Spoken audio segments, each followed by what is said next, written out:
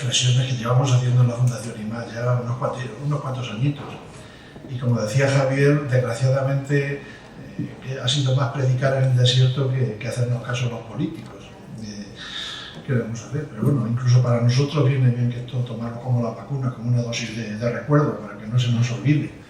A mí lo que me gustaría realmente es que estas reflexiones las pudiéramos hacer, pues yo que sé, en el seno del Consejo Interterritorial, quitándole la escarapela a cada uno de azul, rojo, verde o morado, y que, a ver, y vosotros, en vez de vivir de la política, ¿cómo haríais para modificar esto viviendo para la política? Como decía Max Weber hace ya un par de siglos. Bueno, en cualquier caso, yo creo que esto es importante que nosotros tengamos claro qué es lo que debemos hacer y seguir, pues eso, esta labor de apostolado y a ver si conseguimos, aparte de predicar en el desierto, que sirva para algo. Y la primera diapositiva que yo tenía es esta, yo no tengo ningún conflicto de interés con este tema, salvo que soy cardiólogo y comprometido con el Sistema Nacional de Salud desde hace 40 años que venimos trabajando. Sistema Nacional de Salud público y privado, quiero decirlo también, las dos cosas. Me parece que aquí hay un sesgo hacia un lado y yo creo que no debe ser así. La primera reflexión es esta, es decir, se ha valorado muy positivamente el Sistema Nacional de Salud español,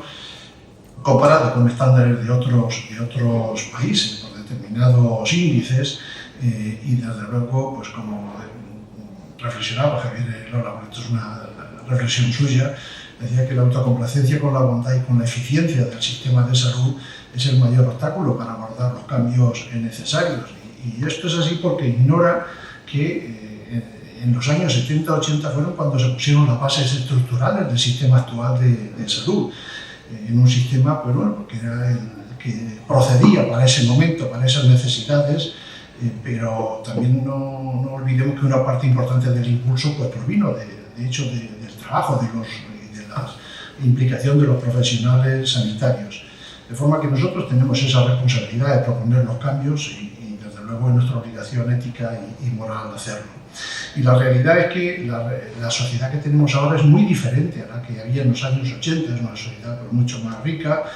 con mejores índices de morbimortalidad o de salud de población, es una sociedad que ha experimentado una serie de cambios brutales en muchos aspectos, como el envejecimiento, a lo cual tendremos que va a condicionar, que ya está condicionando en gran medida pues, las políticas sanitarias y la eficiencia del sistema sanitario, el crecimiento de la renta per cápita también, porque esto lleva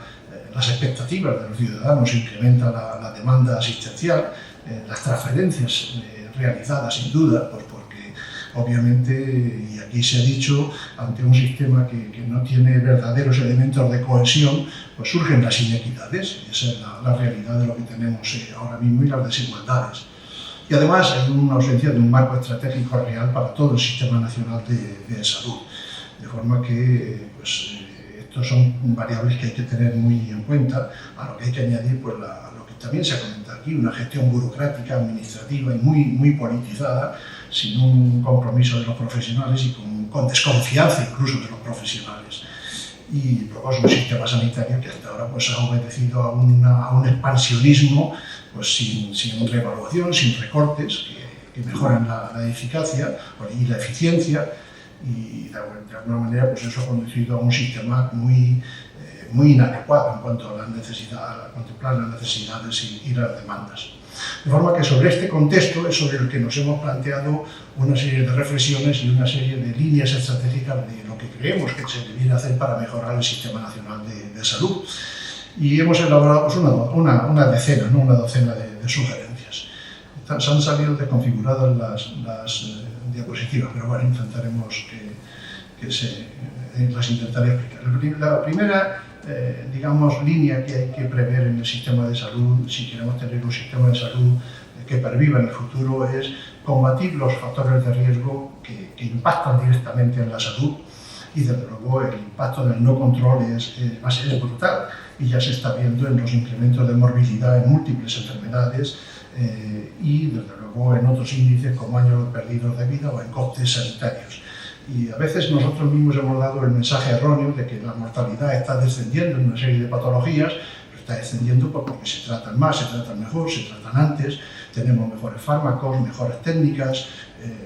diagnósticos más precoces, pero obviamente la morbilidad sigue creciendo. Y combatir los factores de riesgo, obviamente, es conocer los factores de riesgo, y para combatirlos pues hay que promover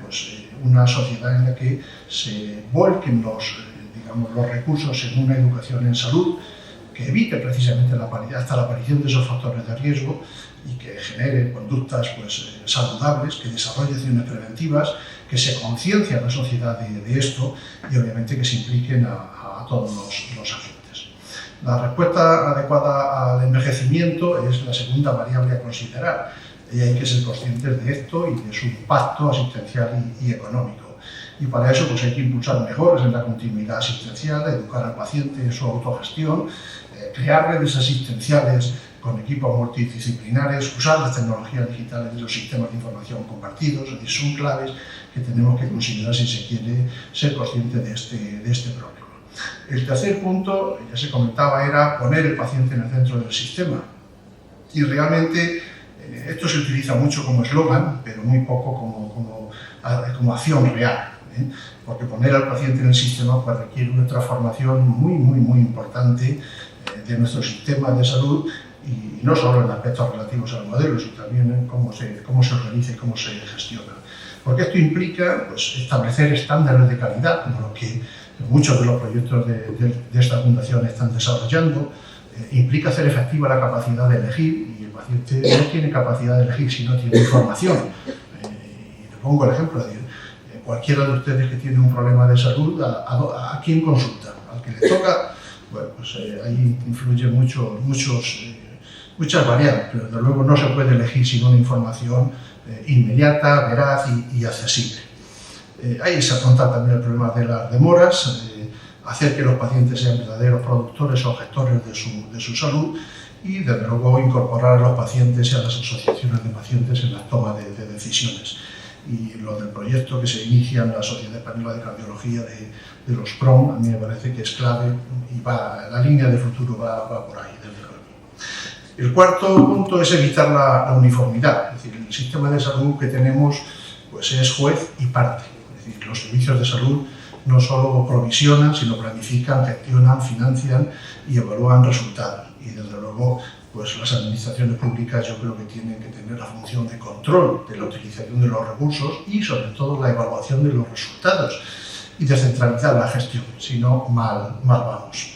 Y en cuanto a la política basada en competencias, la política del personal tiene que ser en este sentido, es decir, porque el sistema actual, y ya se ha comentado aquí, es un sistema funcionarial, estatutario, burocrático, administrativo, pero desde luego es absolutamente ineficiente y desmotivador.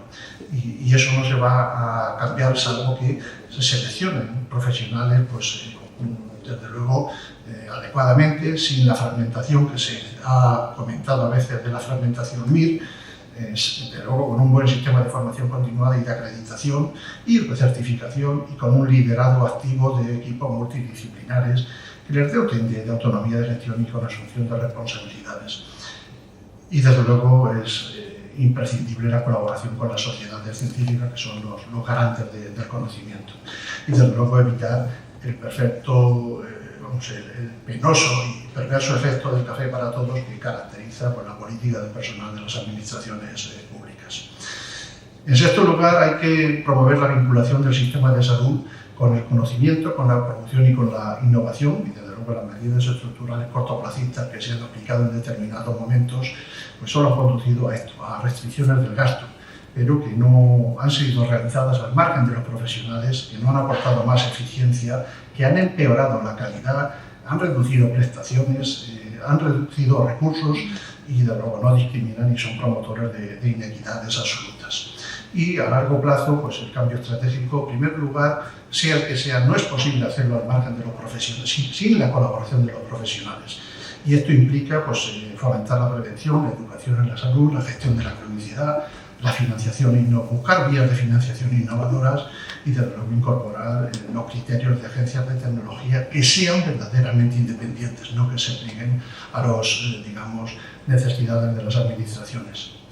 En séptimo lugar, y también se ha comentado aquí, se necesita un sistema digitalizado. ¿Digitalizado qué quiere decir? Ya se ha comentado que es digitalización o transformación digital, pero desde luego un sistema debe aportar información analizable, posibilidades de formación, herramientas de gestión, acceso a la información, a los contenidos, a conectividades. Debe ser sobre todo un vehículo, no un fin en sí mismo.